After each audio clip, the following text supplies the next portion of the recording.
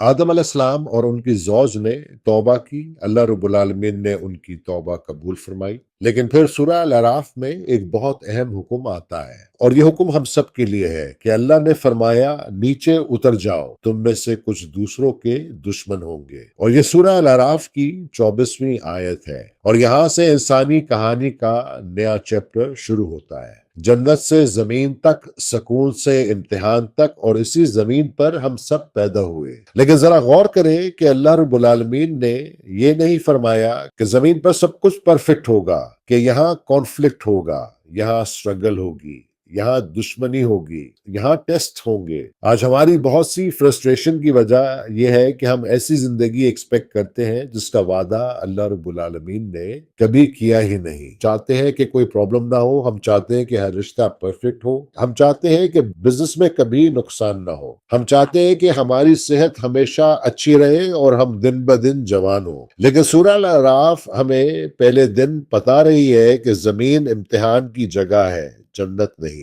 आज अगर किसी घर में टेंशन है तो लोग हैरान हो जाते हैं। आज अगर किसी बिजनेस में चैलेंज आ जाए तो लोग टूट जाते हैं। आज अगर किसी अपने से तकलीफ मिल जाए तो यकीन हिल जाता है। हालांकि अल्लाह रब्बुल आलमीन पहले ही बता चुके हैं कि ये दुनिया परमानेंट कंफर्ट के लिए नहीं बनी, ये ट्रेनिंग ग्राउंड है। यहाँ कैरेक्टर बिल्ड होना है, यहाँ सब्र सीखना है, यहाँ तवक्कुल सीखना है, यहाँ अल्लाह रब्बुल आलमीन को पहचानना है। और अल्लाह रब्बुल आलमीन कुरान में फरमाते हैं, वलकुम फिल अर्दी मुस्तकर्रु व मताउन इलाहीन, और तुम्हारे लिए जमीन में एक वक्त तक रहना और फायदा उठाना है। सुभान अल्लाह, एक वक्त तक, यानी हम यहाँ परमानेंट रहने नहीं आए, हम सब टेम्पररी वीजे पर हैं। किसी का वीजा 20 साल का, किसी का 50 साल का, किसी का 80 साल का, लेकिन परमानेंट रेजिडेंसी किसी के पास नहीं। फिर भी हम ऐसे प्लान बनाते हैं जैसे हम हमेशा यहाँ रहेंगे। हम घर को परमानेंट समझ लेते हैं, बिजनेस को परमानेंट समझ लेते हैं, रिश्तेदारियों को परमानेंट समझ लेते हैं, अपनी स्ट्रेंथ को परमानेंट समझ लेते हैं। लेकिन सूरह अल-अराफ बार बार याद दिलाती है कि यह सब इलाहीन है, एक वक्त तक।